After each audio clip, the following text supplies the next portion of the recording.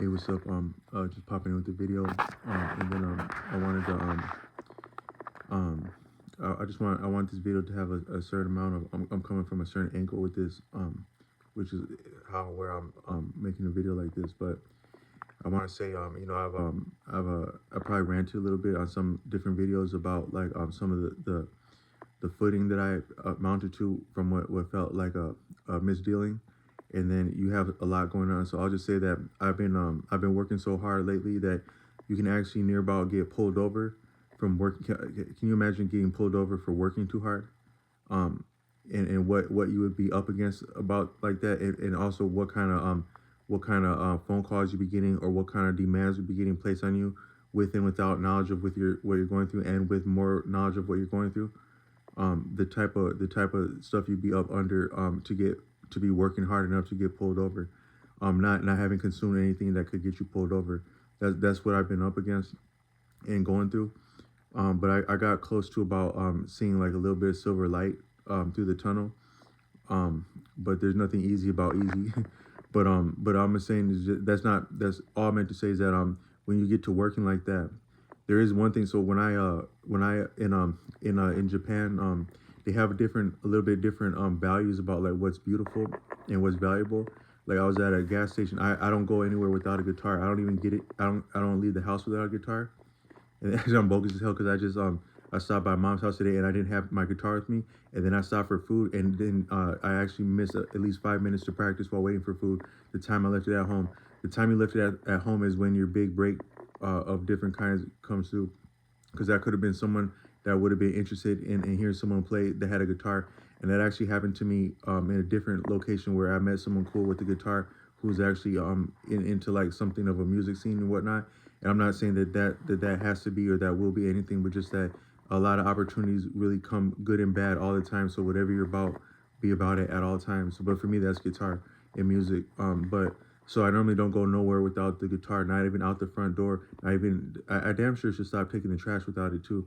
I should stop taking the trash without it. But I don't go out the house without it. I don't get in and out the car without a guitar, because I want to have it with me at all times. And if the greatest or the worst things happen to me, I want to have the guitar right there with me. So maybe be Thunderstruck and Rock and Roll Hall of Fame at the same time, good or bad. And so like you get up there to the pearly gates, and they're looking back at you, and like even Kurt Cobain would be like, you get up to Nirvana, like damn, you had it on you, huh? And then like they'd be like, but you did what? You were where? You had a guitar with you? That at least make them scratch your chin a little bit when they're looking back at what you were about.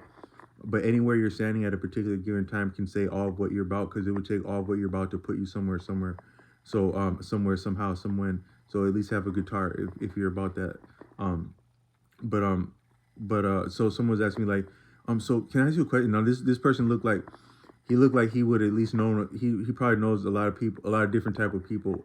The type of person asked me a question like this. But he's like, can I ask you a question, ma'am? That guitar, do you take it out the car with you because it's so expensive? And I told him that in Japan, like they have a different idea about what beautiful is, and it's according to like the theme of sabi and wabi. I think that's like poverty and loneliness, like an aesthetic together like that. An example of that aesthetic would be like if you're in a very humble abode, like similar to what I'm in now, and you can imagine like some rain falling outside while you had like just a very humble lunch of like maybe some herbs or like just a very subsistence, while yet you had enough leisure to enjoy some rainfall from a humble position. That'd be like a combination of sabi and wabi. And there's a lot of what's beautiful in Japanese aesthetics according to Daisetsu Suzuki in the book O on Japanese and samurai tea culture and samurai culture. But so I was like, yeah, so they more so appreciate things that are like cheap or just if they're just useful, and it got a story other than some fancy, reckless, useless, expensive bullshit. And then he was like, okay, all right, I got you. So I got past that checkpoint. Um, but um, but um, um, but to that end, when I got my own living, a landlord, like a not the landlord, but the enforcer, the muscle. Muscle doesn't always got to be male. We got some muscle around here, like a little pretty thing that drives a BMW, and she takes her job about as serious as you'd have to drive a BMW while collecting rent, while collecting different money. She collects different money. Like I think she maybe moonlights as other things that have to do with money, like above board, like financial stuff. And but she's about collecting that stuff, like no different than some muscle. And pull up in a little black BMW whenever there had been a problem. My brother told me about this thing in I think it might have been like it was one of your cartoon shows, and they were like they were giving a hard time of like these boy bands that have like these chastity or purity rings, and then like they were wanting to like step out and like maybe start dating because they're getting the attention of like of rock and roll, but they were still answering to Mickey Mouse, and they were trying to take off the rings. And my brother can do a Mickey Mouse voice. He's like, oh, so what's this about the rings? And they're like, oh no, I didn't take out the rings because I thought we had a problem. Okay. But it's kind of like that. Like she's like that. Like she's pretty like that. But it's like, so what's up with that rent? Because I heard you've been on a hard time, but I need rent. I sounded kind of whack with that, but she's like, but I did think we had a problem there for a second. It's all good. That's how she pulls up. Um, um, but one thing sturdy she did is that she had another tenant that didn't. I don't know what their situation was, but they had to leave quick enough that they couldn't take a mattress behind them, and she knew about that, and she was like, because when you're with the coldest people, you're more so on the best footing when you first meet them before you get a chance to fuck up around them. So we were on a little bit better footing like last fall, and she got me a mattress, and that mattress I can only imagine is like in a well-to-do area, so I can only imagine that mattress had a story to it. And I thought that was actually kind of cool, like from my experience, like well, we were in Japanese culture. But just to make a long story short, I put the mattress in upside down when I got it, and I've only ever been on the mattress downside up, because I imagine it has a story, but I don't know all the story. But you get to working hard enough to get pulled over, and that mattress, it feels like damn near about heaven. Like I feel like I'm in heaven right now on this mattress. After putting in some work, and I got a lot of stuff. When you're working hard enough, you get like a little bit. You get a little like nerves, like post traumatic stress. Like I don't mean to make light about that, but like people that been in combat, but you've been in. So I've been at least like working so hard that I'm in and out of traffic, which is like close to the danger and the potential violence that could actually be even in a deployment. You can get jacked up that bad in traffic, and then also you're just like showing your face in all kinds of different places in the modern context where people can damn near anything can happen about damn near anything and nothing. So you're up against a lot of stuff like that, and you feel like you're getting chased by these different things that you got to cough up, while you got set back by a deal that didn't go well. So it feels like even when you're relaxing, you're like, damn, you feel like you should be on the move. So it's a little bit like post traumatic stress like that. But there's a redemption is just like that mattress, because it's just like that mattress is some real stuff.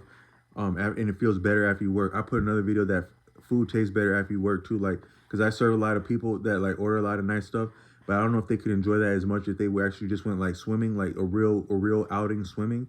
Maybe if you had to hike somewhere and then swim, or just swim somewhere, and you work up an appetite like that, and you're enjoying a green apple after you work like that.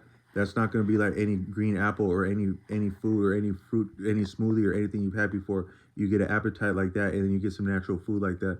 But it feels like that, like working really hard and then putting my natural broke ass on a mattress that got some history to it.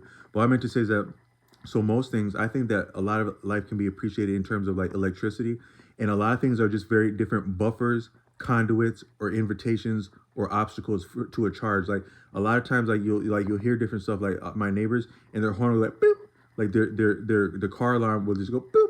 It's like a little charge. It's like a little charge, but that is set off against somebody potentially touching that vehicle. But it's ready to send out a charge, like a car honking, or maybe a message to like law enforcement. But it's blocking anyone access that shouldn't access that. But it's still like a negative. That'd be like a negative charge. Boop. Nobody did. And if someone really wanted to get over on someone, they probably think something way more clever that would really F someone over out of something if they wanted to. And it's more so that your riffraff that's blocking. Like, so you hear something like that, you're a potential riffraff that is letting you know that sound. What I meant to say is that these are all the different things that are blocking the flow of a charge. Even our body, any structure, a human being, an animal, a plant, nature, it's just different means of inviting, mitigating, and blocking charges. But if you look at the entire universe as unified and it's just a charge, and there's a seam through anything, and there's a connection through anything upon the proper lines. So you can feel your nuts with that, and you can really feel all of existence, that it's connected like that, and it's a good feeling.